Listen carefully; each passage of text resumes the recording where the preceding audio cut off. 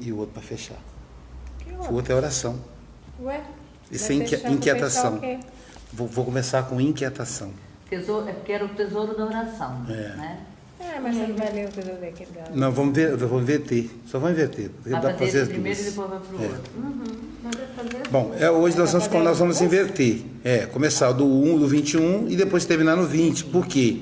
Por uma questão de tema. O 21 é inquietação. Hoje é pré-virada do ano novo, né? É o nosso último Joana, a Áurea, o Cícero Petroliro, o pessoal já chega animado. Então, nós estamos na última Joana do ano então é muito legal a inquietação, porque lembra as inquietações para o ano vindouro. E depois a oração que encerra, né? Então, vamos lá. Joana começa o seguinte: aflige-te a situação da violência de todo porte, que ameaça a estabilidade social, econômica e moral do planeta. Essa violência é visível e assustadora, porém, é resultado de outras expressões não menos temerárias, tais como o desrespeito moral na família, as lutas contínuas entre os cônjuges ou parceiro, as agressões verbais e físicas entre irmãos e, por extensão, na escola, no local de trabalho, em toda parte. Interessante. Além dessas, a perda de ética dos líderes de qualquer atividade, especialmente de algumas autoridades investidas de governança, que se tornaram exemplos nefandos de conduta. Assustam-te os acontecimentos atuais, defluentes das gloriosas conquistas tecnológicas na comunicação virtual, aproximando os indivíduos nas informações e distanciando-os na convivência. Então ela começa falando das manifestações de violência. E essas manifestações de violência, essa instabilidade social, ela demarca que, na verdade, ela nasce dentro de casa, né? Ela nasce dentro de nós, para começar, né? Os nossos conflitos, que acabam se externando para a nossa casa primeira, né? Nosso espaço primeiro, que é a família, que aí começa, por exemplo, entre os cônjuges. Então, cônjuges conflituosos, né? Cônjuges ou parceiros que brigam muito, se eles não conseguem, é claro que existe uma dificuldade realmente de adaptação. Eu sempre eu peço a Deus que dê muitos anos de vida a Jailza, né? Que eu prefiro até ir antes, porque eu fico imaginando se eu teria paciência de começar um novo relacionamento com as briguinhas, com as pirracinhas, que depois de um certo tempo a gente amadurece. Então eu não sei se eu aguentaria, não. A gente vai falar, Luiz e tal. Eu comecei dizendo para ela que eu não escolheria uma mulher nova, porque aí é o preconceito de idade, é verdade que eu estou errado, né? Eu disse, já é mulher nova que é assim. Aí ela dizia, não, você vai querer nova e tal, porque eu vejo as pessoas que se queixam no consultório, né? Os maridos, as mulheres geralmente são mais jovens. Mas não é idade não, é preconceito meu. É realmente de adaptação de energia, de adaptação de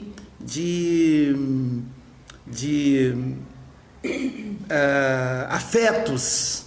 E aí nesse processo é um processo às vezes violento, como aqueles porcos espinhos que colam um no outro, fura o couro do outro, aí se afasta, aí sente falta e cola de novo, aí fura de novo e se afasta, até descobrir o momento, a posição adequada para o espinho de um não furar o couro do outro e, portanto, não provocar dor.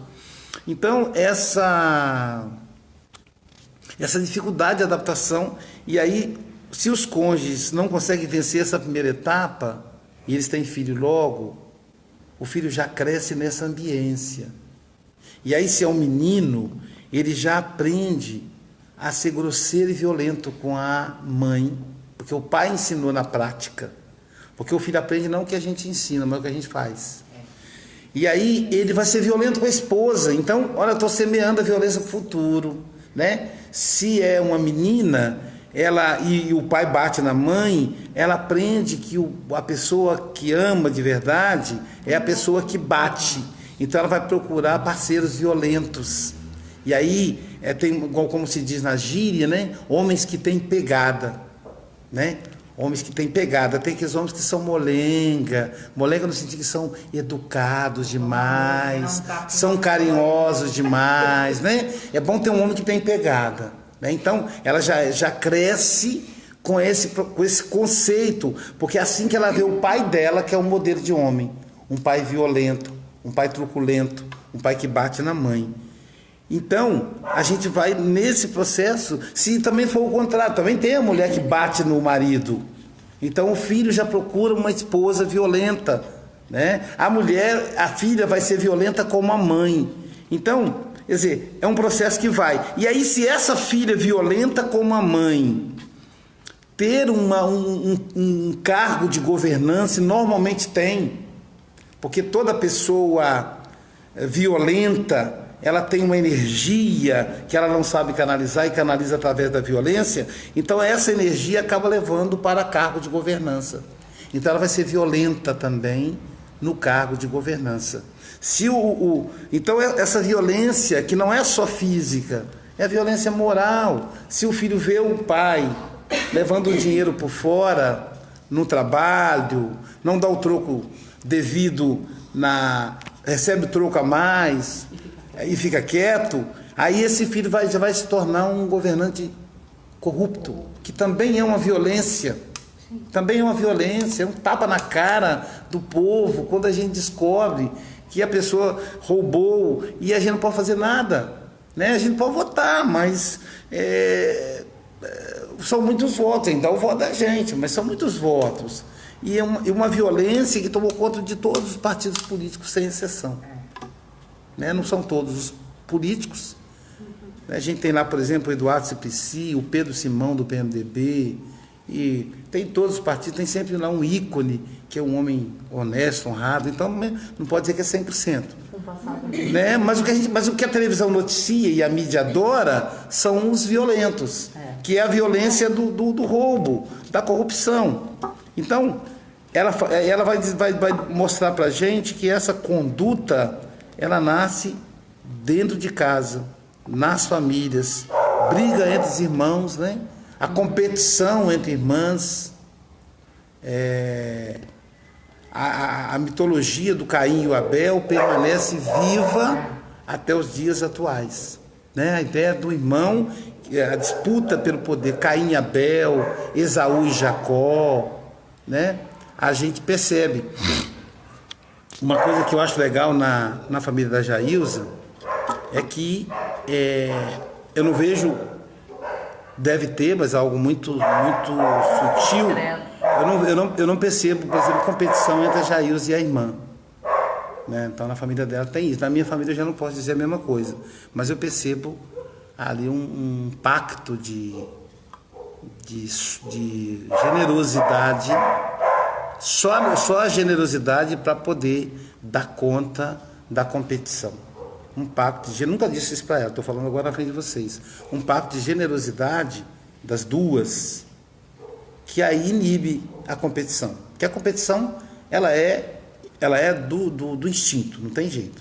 Desde a época dos animais, a gente competia para a liderança da matilha, do grupo, né?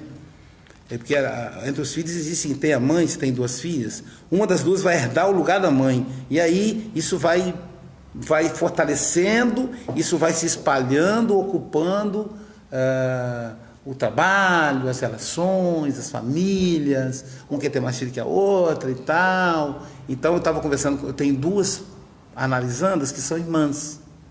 E aí elas alegam que não tem competição, né? E eu estava dizendo para elas que tem. Porque uma gostaria de ter filhos e não tem. E a outra tem. E a outra tem 4, tem 5. E aí, mas essa que tem 5 não conseguiu passar no concurso público, e a primeira que não tem filho passou. Então, uma quer ter o estudo, a outra quer ter filho. E aí eu disse que elas duas são geniais, fizeram escolhas e são um sucesso em suas escolhas. Aquela que escolheu ser mãe tem 5 filhos. Então ela era uma mulher de sucesso e dá conta dos filhos, e educou bem, etc. A questão da terapêutica dela, da terapia que ela faz comigo no campo, do luto, não tem a ver muito com essa questão dos filhos. Ela é uma super mãe, mulher trabalhadora, ajuda o marido e tal. A outra, que não optou ter filhos, é uma pessoa genial, extremamente bem sucedida no campo profissional. Então eles fizeram boas escolhas, né? Nenhuma ali é a Marta, todas as duas são Marias, né? Que Jesus fala, Marta, Maria fez a melhor escolha.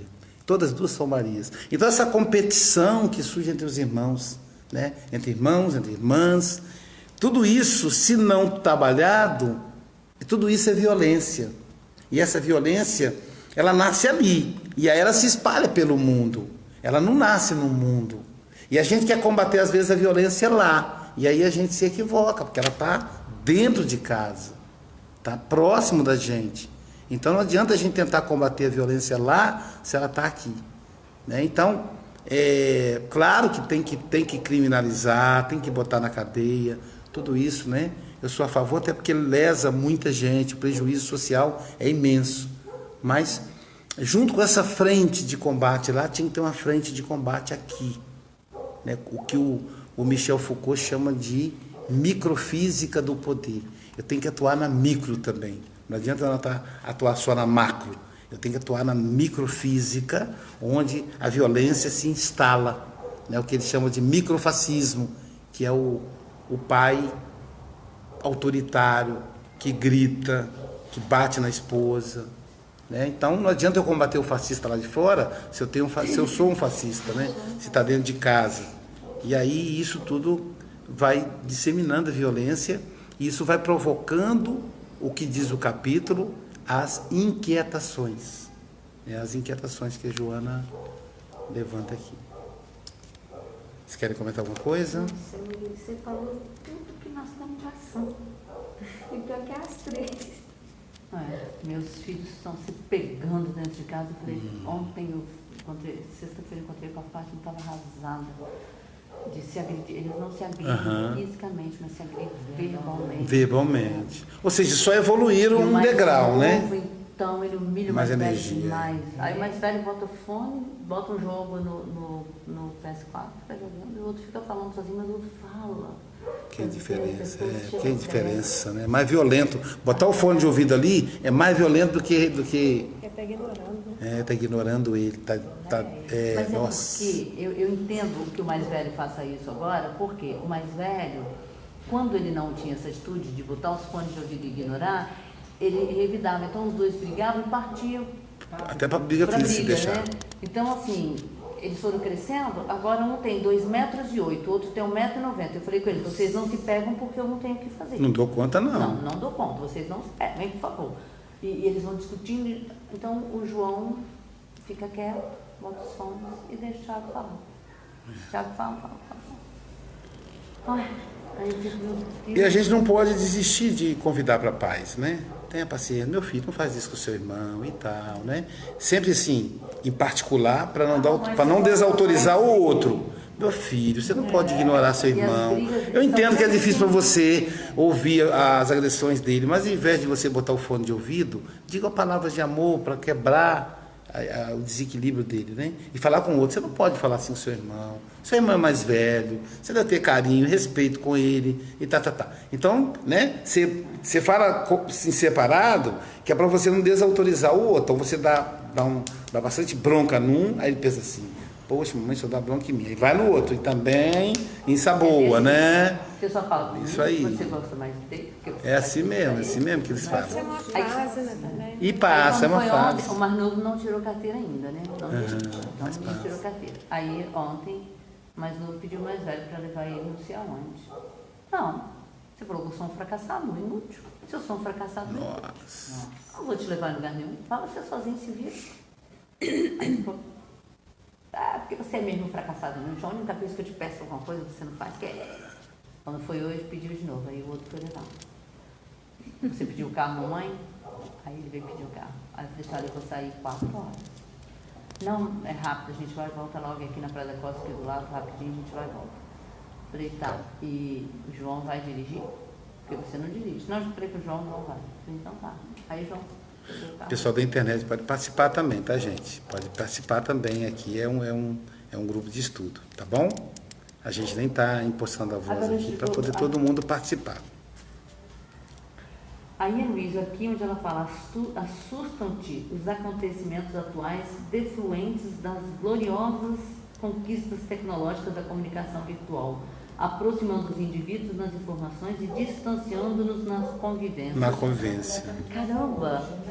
Parece que ela Isso é estava uma aqui violência, ontem vendo né? os noticiários para poder escrever. Não é? Pois é, esse livro E o outro Joana que ela tem fala essa aqui, capacidade. E o outro que ela fala aqui me reportou o João de Deus. Os negócios assim, que eu falei, gente. Líderes religiosos, né? Antigamente, quando falava assim, lembrava logo de um pastor, né? Só que agora tem também um médio, né? Então, do ser humano isso aí. Eu até acho ofensivo quando a pessoa diz, o João de Deus não é espírita. Eu digo, que diferença no ser ou não ser espírita? Não parece que a gente estava sexta-feira. Então assim, fica parecendo... O João de Deus não é espírita, viu, gente? Olha, não é espírita. Isso, e os espíritos não erram, gente. Eu acho isso tão bobagem. É um companheiro que precisa de oração, cujas atitudes merecem punição. E uma coisa é uma coisa, outra coisa é outra coisa, né? Ele fez sofrer mais de 500 pessoas, então ele precisa ser punido. Sim. E também precisa da nossa oração. Nós não somos juízes. Quem vai punir vão ser os juízes do mundo e os juízes do mundo espiritual. Né? A justiça divina e a justiça dos homens. Por outro lado, jogá-lo na marginalidade, tipo, ele não é espírita, também não é o caminho. Ele poderia ser espírita. Se fosse espírita, isso não mudaria nada. O fato de ser espírita não muda nada. Isso que é importante, né? Então é muito triste quando eu vejo os companheiros espíritas se defendendo o tempo todo. Postar febre, não sei o quê. Gente, que bobagem. Posta lá, vamos orar pelo João de Deus. Né? Vamos ajudar não sei o quê. Vamos postar isso. Né? Falando sobre isso, né? Aquela coisa. Ele já veio com aquela programação no plano espiritual para fazer essa tarefa. Mas ele também tem as dificuldades dele. Veio com as provações. E faliu. Essa do sexo, né? Ele faliu. Foi o gatilho que fez ele cair. E quem de nós pode garantir que não faliria, né? Ele recebe milhões em doação, né? O Chico Xavier é um modelo, mas o Chico Xavier é único, né? O próprio Divaldo não se propôs a ocupar o espaço do Chico Xavier, agora a gente compreende. Zene, um abraço para você. A Zene está dizendo aqui, né? Agradecendo aqui, né? A Zene, ela é de Itaperuna. Já se perguntou, tá onde? Está do outro lado das redes sociais aqui, vamos lá. E a tecnologia, ela também é violenta. Ela é violenta em que sentido? No sentido de que a gente esquece, às vezes, as pessoas mais próximas para viver com pessoas mais distantes, né? Um dia eu estava conversando com a pessoa, mas onde você conheceu essa pessoa? Uma pessoa problemática que ele teve contato pelas redes sociais. Não tem tanta gente por aqui, enfim, né? Então, eu percebo, por exemplo, às vezes, pacientes minhos no consultório, uma em específico, se queixando do marido que fica preso ao WhatsApp. E aí eu disse, mas seu marido é um secretário de governo, ele é da área administrativa, cara, o prefeito depende dele e tal, mas ele tem que estabelecer uma hora, não sei o quê. Eu falei, mas olha, enquanto você ficar nesse duelo com esse, eles não vão chegar a lugar nenhum. Então, eu já uso, por exemplo, né? A rede social é uma ferramenta de trabalho para mim. É onde eu divulgo o curso de psicanálise, é onde eu faço as palestras. Eu também preciso assistir alguma coisa, senão não faz sentido só eu fazer para os outros. Igual aquele pessoal que manda coisa pelo WhatsApp e ele não lê um recado seu. Ele te enche sua caixa de mensagem, mas ele não lê uma. Né? A gente coloca assim, fulano, quero falar com você. Ele não responde. Eu faço, de vez em quando, um teste desse. E aí, o que acontece? Eu já uso, a gente tem um momento que a gente entra nas redes sociais, olha, compartilha. Olha aqui, Luiz, que legal, ela mostra para mim. Então, quer dizer, não é uma coisa do mal, né? Mas acaba sendo um instrumento de violência. Se não souber utilizar, acaba sendo instrumento de violência. Violência com essa paciente, por exemplo, que quer forjar o marido a usar o WhatsApp do jeito que ela acha que é o correto. Mas aí também você vai dormir, né? Você vai pra cama. Pra cama, deixa o celular longe, né? Eu desligo. Isso. Assim, na hora que você vai deitar. Eu não posso desligar o meu tem que estar 24 É, horas. o meu tem que colocar no silencioso, tem que ser o contrário. Se eu deixar ligado, eu tô no sal. Eu não durmo.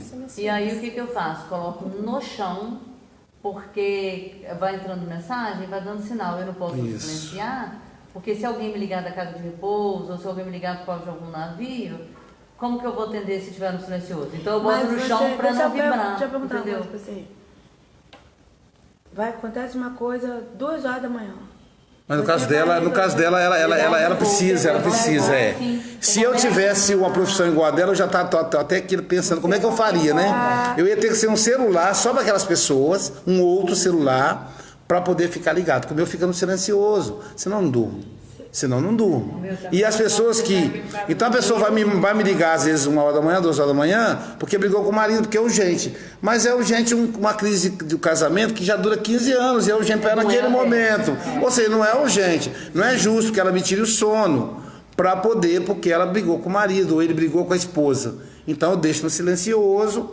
Se a pessoa quiser, ela grava um áudio, deixa um texto. No outro dia de manhã, quando eu acordar, eu dou retorno, sempre dou retorno. Assim, uma idosa com a glicose no 440, não tem como não. Não tem como não. Tem que me ligar, aí elas vão... Ela trabalha tem com... um caso de terceira idade. Então, assim, eu vou monitorando e vou dizendo, faz assim, já vou entrando em contato com a família, vou vendo por outro lado o que tem que fazer, entendeu? A pressão em 28. Nossa Senhora. Mas o importante é a gente perceber que as redes sociais, que a tecnologia, ela é apenas uma ferramenta de uma violência que nós já trazemos dentro de nós.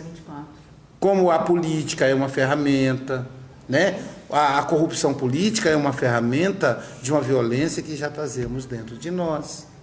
A pessoa que é corrupta na política, ela também é corrupta na vida pessoal. Sim, né? Então é algo. Então a pessoa que agride fisicamente o outro é apenas uma ferramenta da violência que traz dentro de si. E é isso que a Joana vai mostrando, né? Elas assim estabelecem-se. Cadê? Bom, com relação às redes sociais, estabelecem-se vínculos de afetividade e de relacionamento à distância, enquanto tremenda solidão devora os sentimentos, isolando as criaturas e atirando-as ao poço escuro dos conflitos emocionais.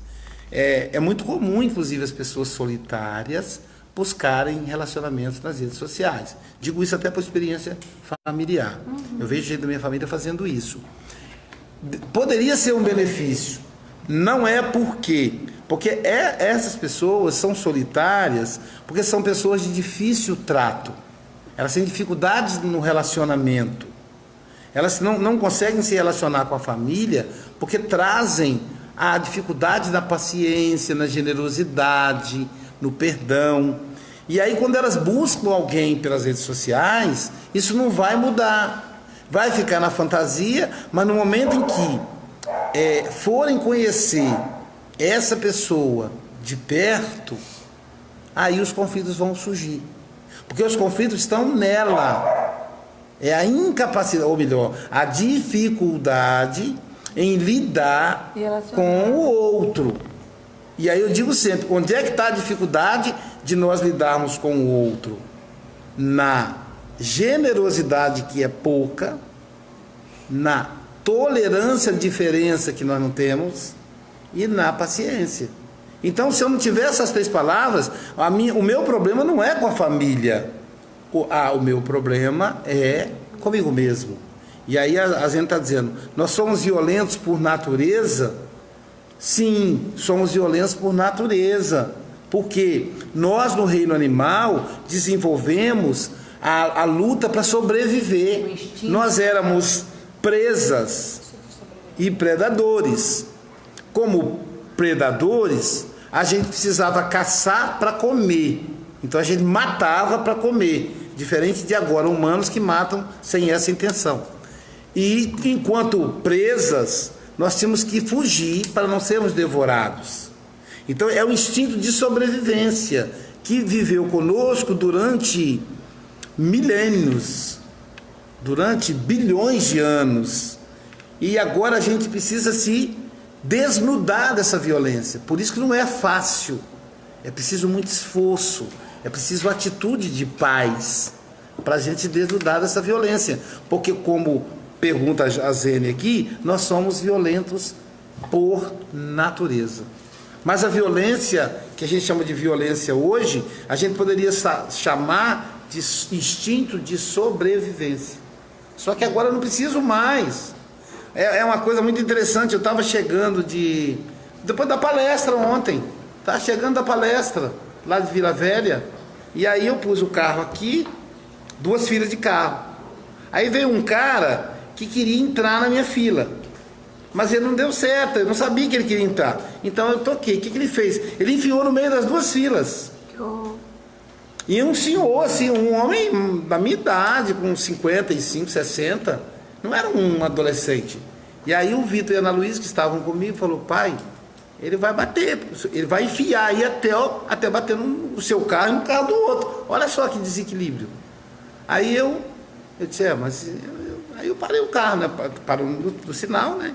E ele no meio ali, encaixado, mas coisa assim, de um lado e do outro. Não cabia, não tinha 3 filas, só tinha 2. E ele criou uma 3ª fila.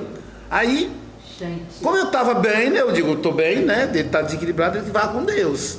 Aí eu encostei, eu quando abri o sinal, eu abri a fila, né? Fui quase para o acostamento e falei, não, minto, eu fiz assim para ele ir.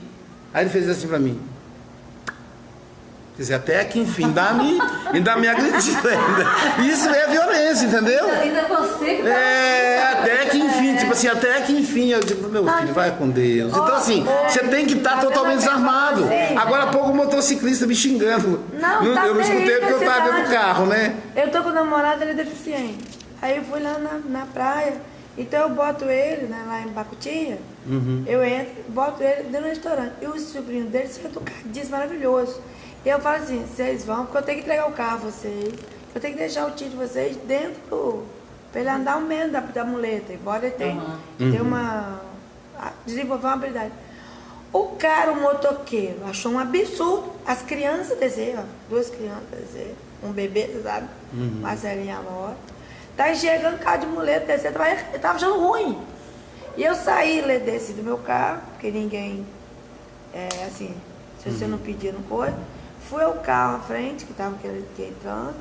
E você pode aguentar um pouquinho, para o meu namorado poder descer? Entendeu? E aí os meninos, os surpreendentes, são tão espertos que escolhem 80 quilômetros, 100 quilômetros, entendeu? Eu falei, gente, as crianças estão onde? Para poder pegar o carro, eu não sei nem. Mas achou absurdo a falta de paciência. Falta de paciência. O deficiente com criança. E com a gente mesmo, ginga, gente. Não, e a gente mesmo, eu já me peguei, por exemplo, carro parado. Eu disse, o que esse carro tá parado? Aí de repente eu vejo descendo uma velhinha. Aí eu digo, meu Deus. Então, assim, a gente entendeu? E aí, Luiz, o motoqueiro fez assim pra mim. Eu falei, deixa a pessoa deficiente descer. Mas aqui é estacionamento. Só que é estacionamento do restaurante, que já tava fechado. Só ia usar o corredor, entendeu? A falta de paciência está geral. Dentro do ônibus. Olha, Guarapari está muito perigoso, gente. Tem que descer na porta. Meu Deus, já tô querendo comemorar. Aí o motorista vem, ou o cobrador vem. Tem uns que dão um show de atenção. atenção. E aí emperrou o negócio da porta. Nisso tinha um senhor e uma senhora na frente, e eu estava sentada atrás. Gente, por que esse deficiente fica em casa? Porque ele tem direito a viver como outro qualquer, né? É uma coisa muito doida. Como que as pessoas estão tão intolerantes? Estão muito intolerantes. Olha, aí agora O Divaldo conta a história do homem cego, né? Que o homem cego, a mulher foi, acho que na padaria, alguma coisa, né? E aí ela, com muita pressa, tropeçou nele. Aí falou, você é cego? Aí ele falou, sou. E aí depois aí foi ao teatro. Chegou no teatro, tá ele lá, né, pra ir ao teatro, né? Aí a mulher passa e dá um esbarrão nele e falou: você é cego? Ele falou: sou. Aí falou: pô, você é de novo, você não tem o que fazer em casa, não? Ele falou: nem a senhora, pelo jeito, né? Então assim, quer dizer, seria como se não fosse trágico, né? Quer dizer, poxa, o cara é cidadão, ué. Tanto viagem, o que vocês devem tanto na Pois é. É idoso. Tem que ouvir isso ainda, né? Aí quando vai a fila de velho com o banheiro dos restaurantes. Virou novos utensílios, quer que velho seja novos utensílios. Exatamente. Se velharada viajando, vai pra onde? Tem que viajar, né? Ué, tá à toa, meu Deus. Tudo isso, sabe o quê? mas- Além de tolerância, é preconceito, é falta de respeito. Ó, quando ele veio de Minas me conhecer. Esse foi porque também foi do WhatsApp. Começou, mas teve a irmã Ponte, né? Ele viu minha foto e ele se apaixonou por mim pela foto. E veio pra conhecer. Eu falei: gente, eu nunca vi isso na minha vida, não. E veio, né? E a gente tá se dando bem. Aí o pessoal todo falou assim: sua filha viu ele no aniversário. Aí o pessoal: o que você vai fazer com o deficiente, Maria? Você que vai carregar ele, você não sei o quê. Cidadão, isso é violência, tá vendo? São manifestações de violência. Meu Deus, é o que eu escutei. O que dizer, esse Aí a monte de gente velho na deu frente do muito banheiro, bem, né? manifestação de Aí eu violência. não vou fazer propaganda de sua boa, não. Vou dizer que você realmente é um trabalho. Olha, eu tive. Que eu quando eu sei, tinha a mulher vai 17 trabalhar. 17 para 18 anos, eu namorei no sul do mundo. Ele era lindo. E aí eu falava assim: gente, eu gosto tanto de conversar com o Edmilson, adoro conversar com o Edmilson. Aí o papai olhou pra mim e falou assim: minha filha, você tá ficando doida? Como que você conversa com o surdo mudo? A gente Conversa, né? entende. Preconceito, né? E eu era apaixonada por ele. Ele era bonito, menina, mas era assim, mulherengo, e as meninas davam muito em cima dele. Ele era Ele era bonito. muito bonito. Mas é uma pessoa assim, carismática demais. Então. Surdo. São todas essas são manifestações de violências que a gente não percebe. Então não adianta a gente ficar criticando as violências e não observar isso em nós. Porque a única pessoa que a gente pode mudar somos nós mesmos. Então, assim, essa questão, muita gente ia dar risada, ia fazer coisa do velho na fila do banheiro, do velho que viaja, né? Do deficiente que fica em casa, do cego. minha filha- Então são todas manifestações de violência que a gente precisa ficar atento para trabalhar em nós. A proposta Em nós. é em nós. Eu não posso modificar o outro. Pra mim. Quer dizer, então agora, a próxima vez que eu tiver no trânsito com pressa, eu tenho que pedir. Né? Se eu ver um carro demorando muito, eu tenho que ter paciência para ver que aquele carro está parado ali. Não é por acaso, né? Então a gente olhar, vigiar em nós. A pessoa não está sabendo dirigir, não está vendo que a preferência é dela. Aí eu não sei se era homem, se era mulher. E eu falei: meu Deus. Inquietas-te com a debandada de companheiros afeiçoados ao bem, que optaram pelas distrações do momento, substituindo as realizações da solidariedade a que se entregavam. Justificam-se que desejam viver, fruir e mergulhar no encanto do prazer ao alcance, para despertarem mais tarde exauridos e sedentos de paz que menosprezaram. Então, eu até quero socializar, né, com os companheiros aqui da casa uma fala muito carinhosa do Zé Grosso comigo hoje de manhã. Ó, que bacana. Muito carinhosa. E assim, me emociona até. Ele falou comigo assim, como é que ele falou? Parabéns, meu filho, por ser operado de Jesus. Eu sei que nesses momentos de festa, todos estão muito ocupados com suas famílias. E isso é muito justo. Portanto, aqueles que se dedicam, mesmo nos momentos de outras opções, a servir, esses são vistos por nós com tanto carinho. E aí, quando ele foi falando isso para mim, aí eu fui pensando no pessoal aqui da casa. O pessoal o Marcelo, que por acaso hoje não veio, né? O Marcelo e a esposa que chegam mais cedo e abrem a porta, mesmo no dia de Natal, né?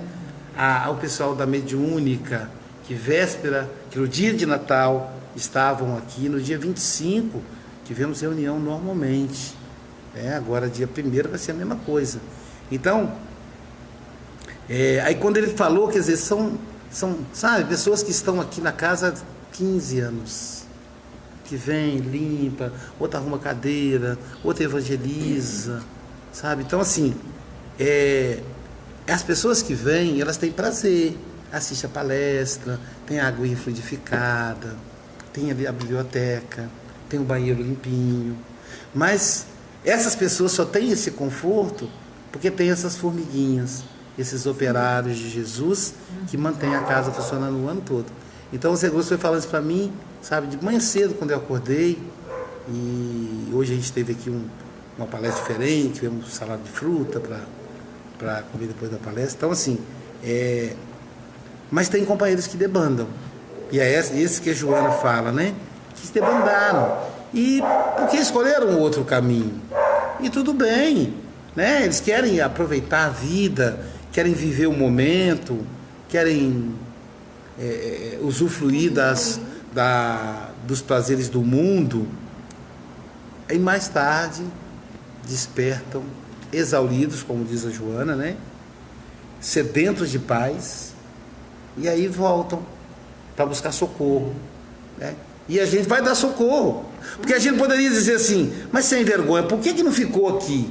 Como o filho disse para o pai, né? Lembra do filho pródigo? Que o filho disse para o pai assim, papai, esse safado, claro que a Bíblia não tem isso, né?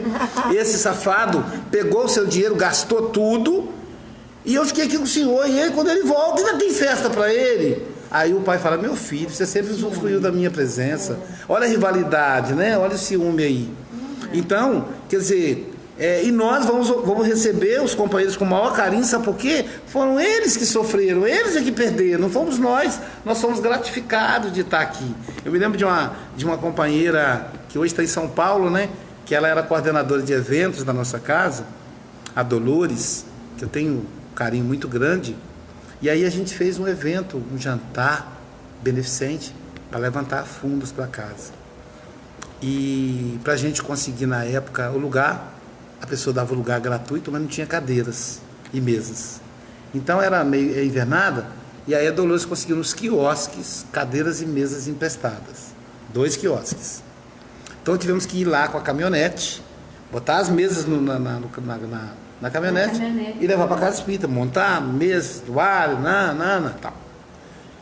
E aí o que aconteceu? Quando acabou o jantar, foi... sumiu todo mundo, ficou só eu e ela. E ela, todas, porque assim, a gente não pensa, eu não falo as pessoas, eu digo a gente, que às vezes eu mesmo já devo ter me comportado assim. A gente fala, que foi tão boa a festa, eu estou tão cansado, estou doido para chegar em casa e deitar. E aí eu não entendo que a minha cadeira, se eu levasse, era rápido, mas se o outro levar a minha, da Marinês, da Fada, da Pena, vai demorar, vai cansar muito mais. Então assim, a gente não raciocina isso. Na Cogel, tem um momento que é um retiro um retiro espiritual durante o carnaval, há um momento que a gente muda de local para o teatro. E aí cada um leva a sua cadeira. Depois cada um traz a sua cadeira de volta. É super enxuto, porque cada um leva a sua cadeira. Imagina se uma pessoa, 2 ou 3 levassem um monte de cadeira, mais de 300 cadeiras. Então, na hora de desmontar para voltar a ser escola, que é um caique, né? Todo mundo, cada um monta rapidinho, a gente dá conta de fazer quando é todo mundo. E aí, todo mundo vazou, ficamos eu e a Dolores. E aí a Dolores falou, poxa, Luísio, eu sendo mulher, tendo que carregar peso, cadê os homens dessa casa? Nada pessoal não, ela brincando comigo, né? Nada pessoal não. Inclusive você é o presidente, você nem conta como homem, ela falou, né? Eu estou falando dos outros homens. E aí ela começou a chorar, ela estava realmente chateada. Ela não estava falando brincando como eu estou falando, ela falou com dor, chateada, né? Percebi que estava doendo aquela situação para ela, né? E aí o Zé Grosso se aproximou e falou assim, repito o que eu vou falar para Dolores. Eu, Dolores, o Zé Grosso tem um recado para você. Posso passar? Ela falou, pode. Minha filha, aproveita. Que bom que ficou só você e o Aloísio. Que bom que você ficou. Pior é se você tivesse ido. Não fique com raiva deles. Ore por eles, porque assim como Maria, você escolheu a melhor parte. Que a menina agarrou em cima. Desculpe, amigos, tem o Nuno lá de Portugal, está tentando falar comigo, mas agora não dá. Então eu espero que ele entre aqui e veja que está tendo transmissão e que não dá para eu atendê-lo, né? Mas então, só por isso está dando essa interrupção aí, de vez em quando se corte aí. Mas ele é porque quando tenta chegar a chamada, mas logo depois retorna. E quando eu olhei, a senhora é uma idosa, mora no prédio sozinha, ele cai do Banco do Brasil. Eu olhei e tinha que deixar, só tem uma zeladora lá, tinha que deixar o salão, a coisa limpa, tá limpo. Em respeito a ela, a senhora, eu olhei e falei, gente, é pra chamar a Mara, que agora é minha cunhada. Mara, olha a Dulce, tá descendo, vamos descer o lixo. A Teresa vai descer sozinha? Aí começamos, aí eu falei, não, peraí, vamos. Aí a contadora ficou também. Então, é importante isso, esse conceito de... Por quê? Porque ela cedeu solidariedade. Um espaço tão bonito pra gente. Ninguém precisou levar prato, talé, tudo bom. Eu ainda achei bonito aquelas caixas. Encaixa tudo certinho, né? Pra não quebrar. E eu consegui encaixar tudinho. Guardei os talheres. Aí a menina ainda a menina que botou dinheiro em cima dizendo que não botou, eu falei, vou ajudar a descer tudo. Aí eu joguei o joelho no chão. Eu falei, Senhor, obrigado pelo emprego que o Senhor me deu. Pois é. Que sacrifício. Então, o gari, né? A pessoa fala, mas tem o gari para recolher. Uma vez um filho falou comigo, mas tem o gari para recolher, pai? Filho, ele está aqui, não é para recolher o seu lixo. Ele está aqui para cuidar do espaço público. O seu lixo é seu. Então, assim, sabe? Ter limpo. Né? Olha, então, para mim, é a profissão mais importante. Porque eu detesto lixo, eu tenho o maior respeito. A rua varrida, sim, esse é um período de paradoxos, em que se misturam as alegrias com as lágrimas, e no qual, ao lado das expectativas de bem-estar, as tragédias se manifestam inesperadas. Por isso que inquietações, né? A gente quer bem-estar e ao mesmo tempo se instalam as tragédias. Quer dizer, o ano está virando, olha que interessante, né? O ano está virando e quais são as expectativas nossas? Aliás, de toda a humanidade que celebra a virada do ano. É a expectativa de bem-estar. A gente quer ter bem-estar. Para uns, bem-estar é dinheiro. Para outros, bem-estar é saúde. Para outros, bem-estar é paz. Mas todos nós buscamos esse bem-estar. Mas, paralelo a isso, a gente vai ver as tragédias, né? Encantamentos e decepções abraçam num suceder de ocorrências perturbadoras. Conquistas do conhecimento alargam os horizontes do saber. E excessos de toda a natureza atiram os incautos no abismo da servidão. Perguntas, desanimado. Quando o ser humano se resolverá pela opção do Evangelho de Jesus? A gente pergunta, né? Nele encontras o mais perfeito código de ética, de boas maneiras e de comportamento. Todavia, muitos o utilizam como livreto interessante, mas sem aplicação imediata. Isso quando não o aplicam para o utilitarismo pessoal, monetário e proselitismo de participação na sua grei religiosa, o seu grupo religioso. Não te permitas, aí ela já chama a atenção da gente, não te permitas, porém, relacionar as questões infelizes que fazem parte do processo evolutivo da humanidade, dando lugar ao desânimo e ao pessimismo perturbadores. Então, desânimo e pessimismo são perturbadores. A luta fortalece o espírito e liberta-o da ignorância. E reflete com otimismo em torno das infinitas possibilidades de amor e de luz que o conhecimento da imortalidade te faculta.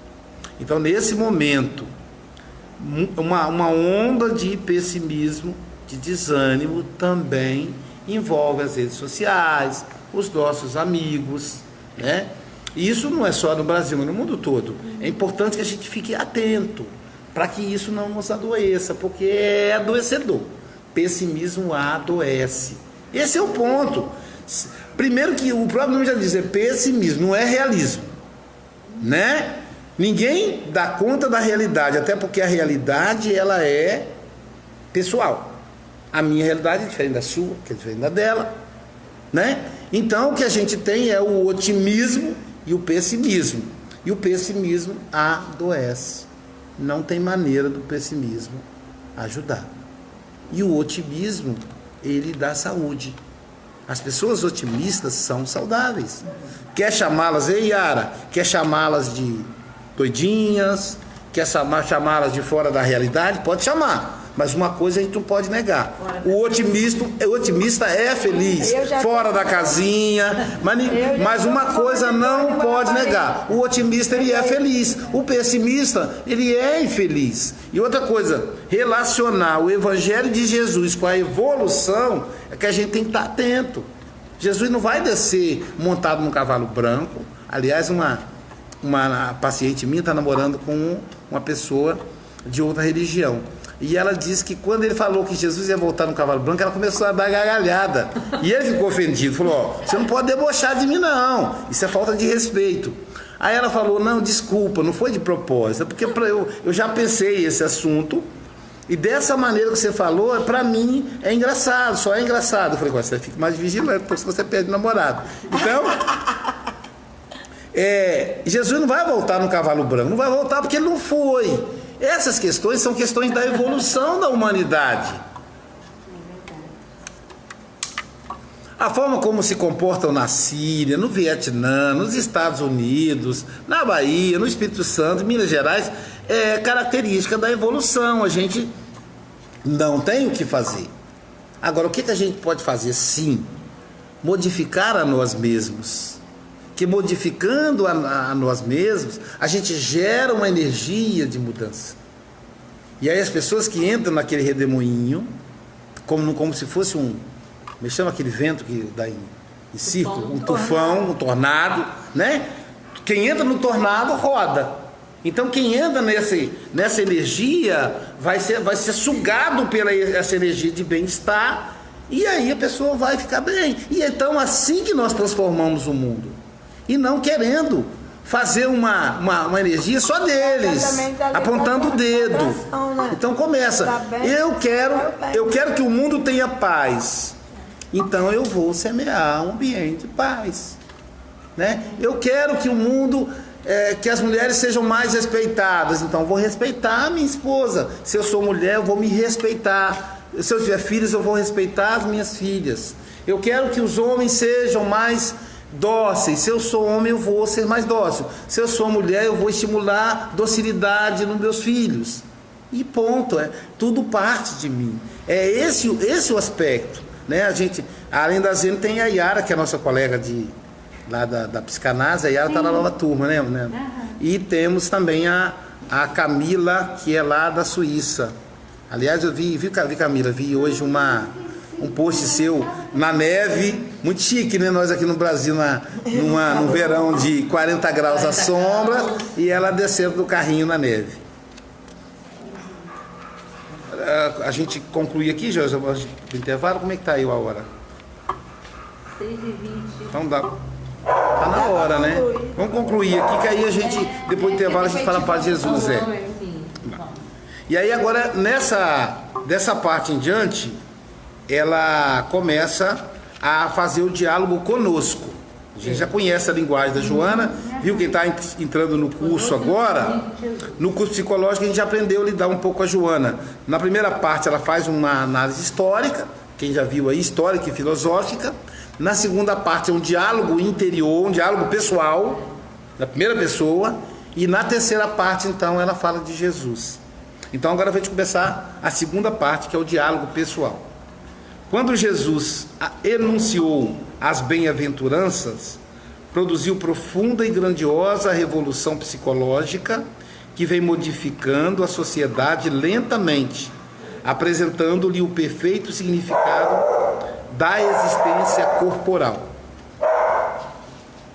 não será de maneira massiva, mas individual, parece que eu já tivesse lido, que se escolherá o ser bem-aventurado, escolherá ser bem-aventurado, após o naufrágio, no mar escapelado, agitado, né, das ilusões sensoriais. Quando ele estabeleceu o amor como normativa de felicidade, ele, Jesus, alterou os princípios sociológicos que segregavam os infelizes, aqueles que foram vítimas de circunstâncias desditosas. Ao ensinar o perdão, modificou o comportamento humano, oferecendo nova oportunidade ao infrator e tornando-o bem-aventurado pela transformação íntima para melhor. Sua opção pela paz de consciência, não sendo inimigo de ninguém, desarmou os dominadores arbitrários e violentos, trabalhando o ser profundo na conquista da sua harmonia. Todas as suas palavras são repassadas de bondade e de ternura, de solidariedade e de compaixão, que fazem muita falta à sociedade. Então as palavras de Jesus faz muita falta à sociedade, faz muita falta para nós, né? Mas as palavras de verdade, não é palavras como pontos para pregação, nos palcos, nas igrejas, nas tribunas espíritas, não. A palavra de Jesus dentro de cada um, né? Conversando com ele, não é a retórica, não é isso não, né? Tudo quanto se escreveu sobre comportamento social saudável está inserido, no caso, nas lições de amor, a partir da parábola do bom samaritano e a do semeador, abrangendo os sentimentos de solidariedade, da confiança em Deus e da prática da caridade sem reserva alguma. São portadoras de ensinamentos simples e práticos, de sentido psicológico e moral, dos mais relevantes que se conhecem, porque todos os seus ensinamentos são edificantes e caracterizados pela compaixão e amor. Possuindo-os, não te permitas... Aí ela começa a falar com a gente pesado, ó.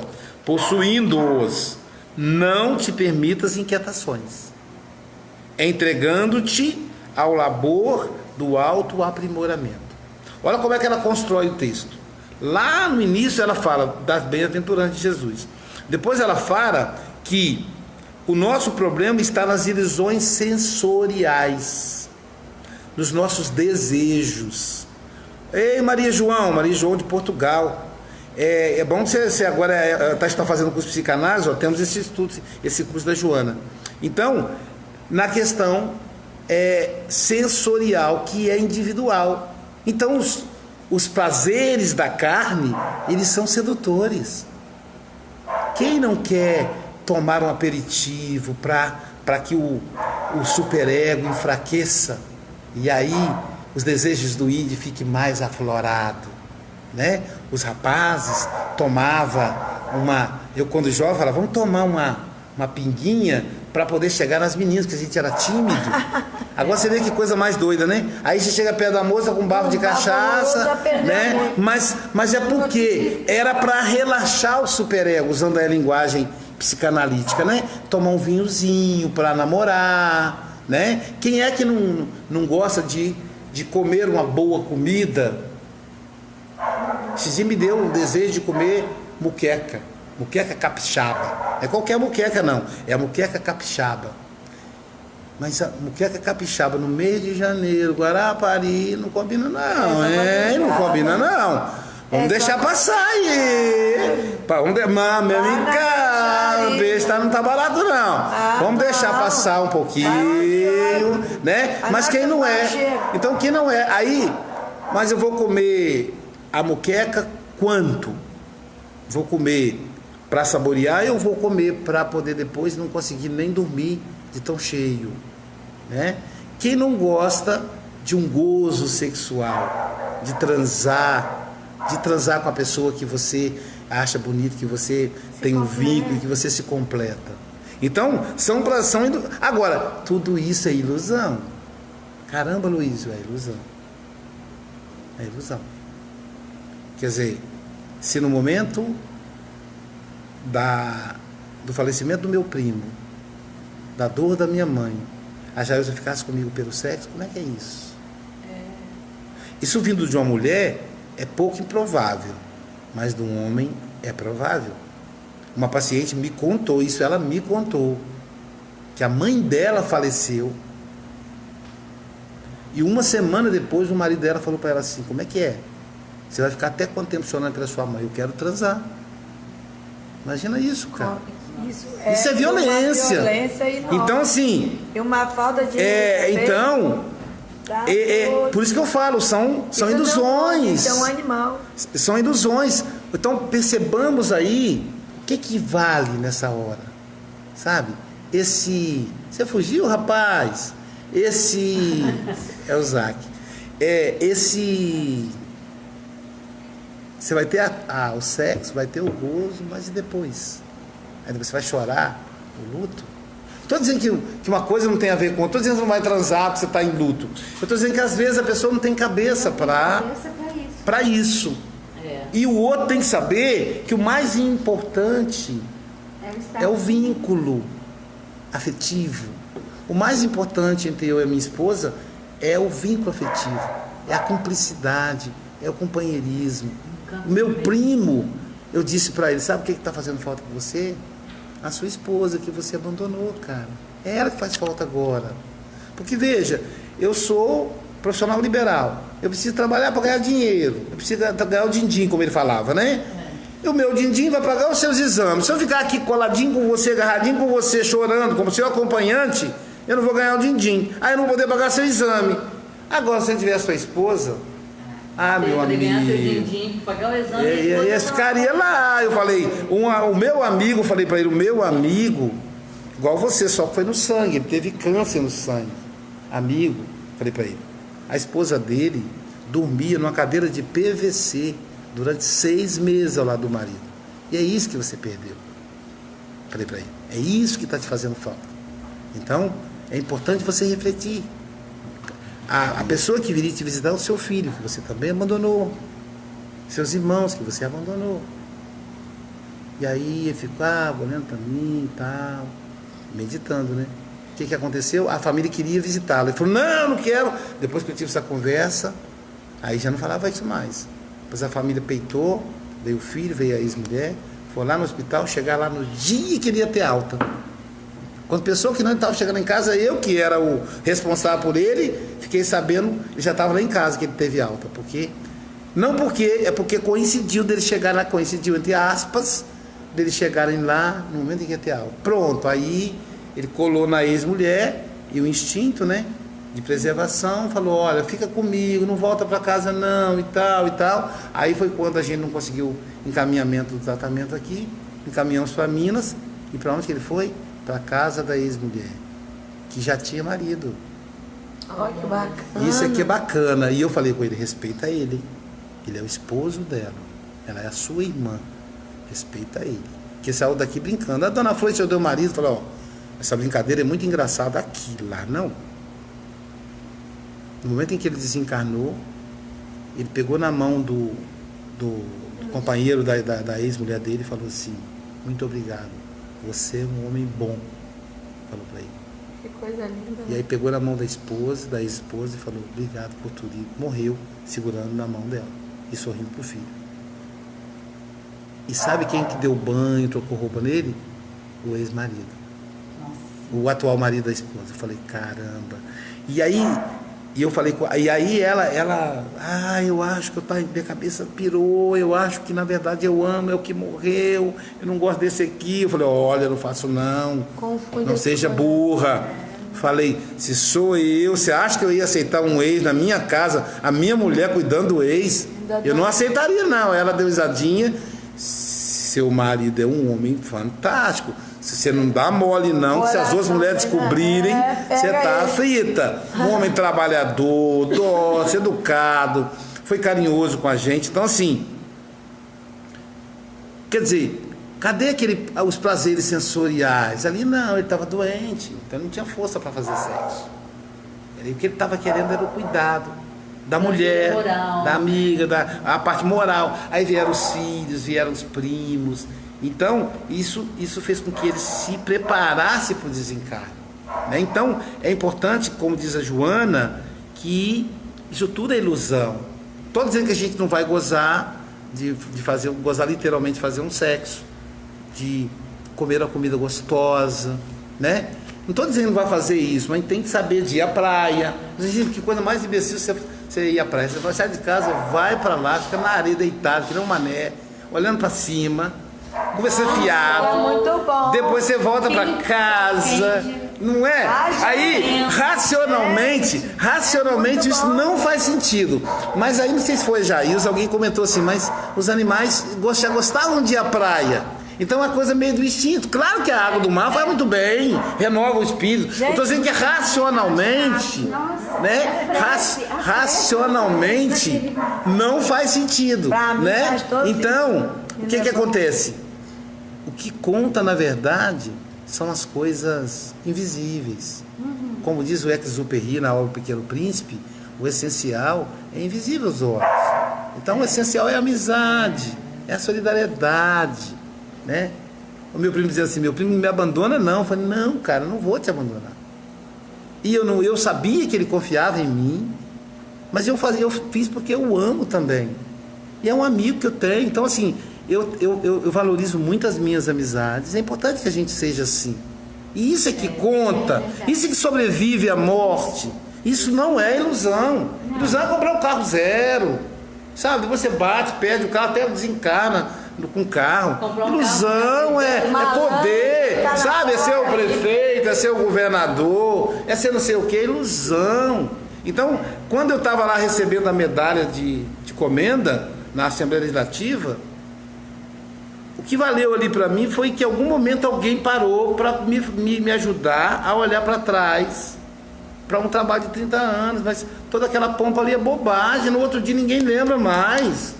Entendeu? A não ser em fotografia, ninguém lembra mais não. Então isso é ilusão. E aí a gente precisa estar. E aí a gente vai ficar inquieto com essas ilusões. É isso que a Joana fala, né? Então não podemos. A inquietação ela nasce da ilusão. É só a ilusão que provoca inquietação. Cada criatura deve preocupar-se em cumprir com o seu dever. Não interessa se o presidente da República vai ser um bom presidente, se não vai ser. Eu vou cumprir com o meu dever, a minha parte como cidadão brasileiro, e vou orar para que ele faça um bom governo. Não votou, não interessa, ele é presidente, está eleito. Não interessa, não votei, mas presidente eleito, pronto. Né? Com certeza. Porque se der errado, eu vou perder também. É um tiro no pé, né? É cuspir para cima. Atendendo a tarefa que lhe diz respeito, estando sempre solidário, por cujo concurso amplia o campo de serviço no bem. Nunca, eu gosto muito dessas, não te permita, eu gosto dessas frases dela, né? Nunca, porque é uma coisa fechada, nunca temas. Caramba, olha só, nunca tenha medo. Não é? Mas assim, eu não tenho que ter medo nem de assaltante, ela está falando que quer nunca. Nunca é uma palavra muito fechada, não dá abertura para nada, é fechadíssima. Nunca temas, nem duvides quanto ao processo de iluminação. Sabe? Então não tenha dúvida que o que a gente passou, o que você passou com a sua netinha, o que a gente está passando com a mãe, é para iluminação. A gente não pode ter dúvida. Para nós, para ela, para os amigos, né? Uma senhora amiga dela lá da academia falou: a minha Bíblia já fica aberta no Salmo, que é ato católico, né? E todo dia eu leio o Salmo para a Dona Alice. Né? A outra do evangélica que está na igreja, fizemos a corrente. Nossos vizinhos são evangélicos. A outra lá da Umbanda já fez um trabalho lá com as ciganas. Entendeu? Então, sim, poxa, é para a iluminação de todas as pessoas envolvidas estão se iluminando. Inclusive o próprio ponto central do processo, que é a mãe, também está se iluminando, né? Em perceber o carinho dos netos, dos filhos, em perceber o carinho dos amigos que mandam recados, né? Existem certamente muitos disparates na conduta social, violência e desrespeito em relação às leis da vida. Mas, e quando vem o mas, você pode esquecer o que está antes, né? Mas, muito bem sendo vivenciado por heróis do anonimato, lutadores incansáveis, em nome de Jesus, que triunfou sobre o mundo e suas quimeras. Muita gente anônima, sabe? Fazendo... Hoje a companheira falou que o projeto dela vai lá para a África, para alimentação, projeto de nutrição que ela fez, né? Faze a tua parte e confia na sementeira da verdade. Jamais, olha como é que ela usa de novo uma palavra fechada, jamais caminharás a sós. Jamais, hein? Porque aqueles que lhe devotam recebem-lhe a ajuda e o apoio. Aqueles que lhe devotam recebem-lhe a ajuda e o apoio. E nós também deles, né? E aí, fechando com Jesus, ela diz assim: se cultivas a paz, ela irá irradiar a tua volta. Isso é lindo, né? É a lei da atração. Caramba! Se cultivas a paz, ela irá irradiar-se a tua volta, né? Se mantiveres a confiança e trabalhares no bem, multiplicarás a área da plenitude. Então é assim que a gente vai fazer o ano 2019, semeando a paz dentro de nós e trabalhando no bem para multiplicar, né? Se não desanimares com a deserção de outros, que muita gente desiste, muita gente vaza, né? O teu entusiasmo estimulará os tímidos ou receosos a retomarem a charrua e avançarem cantando o hino glorioso da libertação espiritual. Persevera, pois, e não receis nunca, porque Ele, Jesus, jamais te deixará a sós. Graças a Deus.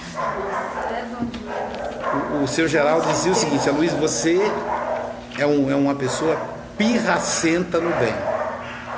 Quando você falar vamos, se ninguém for, você vai sozinho. E aí as pessoas, com pena de você, vão junto, né? Que é o Cirineu que vai segurando a cruz aqui e ali. Então, assim, tem que avançar, tem que ir embora, vamos. E vamos mesmo, e vamos. Eu penso, não, Luiz, vamos. E eu vou mesmo. E aí o povo vai e volta, né? E claro, a gente vê uma andorinha saindo do bando, a outra aqui. Mas não podemos desanimar. Porque elas saem agora, mas depois elas voltam lá atrás, né? Porque o papel, o final da andorinha é estar no bando, né? Ela não pode abandonar o bando, né? Nós somos andorinhas que estamos no bando. Pessoal, nós vamos ter um intervalo aí de uns 15 minutos. E aí voltamos depois, eu vou desligar e aí eu ligo de novo com o título da próxima aula. São 2 aulas por encontro. É o Tesouro da Oração, para fechar aí o ano de 2018, tá bom? Tá bom, Zene? Um abraço para você, querido. Até daqui a pouco. Beatriz Caneira, deixa eu ver quem mais está de fora aqui. Maria Glória Tomé. Quem eu conheço, eu falo o lugar, hein? Quem eu não conheço, me fala aí. Ana Maria Silva. Sandro Rodrigues. Nossa, quanta gente. Aqui, deixa eu ler os recados aqui, ó. Maria João. Olá, Luiz, boa noite. Bom ano daqui de Portugal, Leiria. Maria João, eu serei o seu analista, hein, lá no curso, tá bom? A Thaís vai ser a sua tutora e eu serei o seu analista, tá bom? Porque quem faz o curso tem direito ao analista. E você será a minha analisanda. Lia Branco. Que o novo ano traga para todos paz, no coração. Beijinhos. Ô Lia, esse beijinhos aí é hábito português, viu? Quando fala beijinhos eu já sei que é de Portugal. Não sei se você é amigo, é familiar do Zé Branco, meu grande amigo. Se for, dê um grande abraço nele e beijinhos para você também, querida. Tá bom, gente? Quem tá aí em Portugal, as pessoas, as mulheres sobretudo, cumprimentam uns aos outros com beijinhos. Lindos ensinamentos, meu mestre, tá dizendo a Zene de Itaperuna. Não sei mais quem é aqui, Bete Santos, minha amiga querida. Formaremos uma teia positiva, diz a Zene. A Yara Corrêa está dizendo: oi, Heloísio, presente no dia do meu aniversário, do meu aniversário. Ah, é? Ah, é, o dia da aula é o seu aniversário, né, Yara? Eu achei que fosse meu, que o meu é dia 21. Camila Siegrist, da Suíça, né? Miguel de la Piccola. Um abraço, Camila. A Vasiliki Mitoglanis. Esse nome é difícil, hein? Um abraço para você. Melhor Kiki. Não sei como é que é o apelido, né? Para nós brasileiros a gente tem dificuldade. Um abraço, querida. Obrigado por estar aqui. Tem mais? Yara Corrêa, já registrei. Antônio Augusto Monteiro. Cláudia Andrade. Tá aí, né, Cláudia? Que legal. Citei você agora há pouco. Cláudio Carlos Zé Prete, Colatina, meu grande amigo. Feliz ano novo. Zene tava livre. Que mar. Deixa eu voltar aqui quase.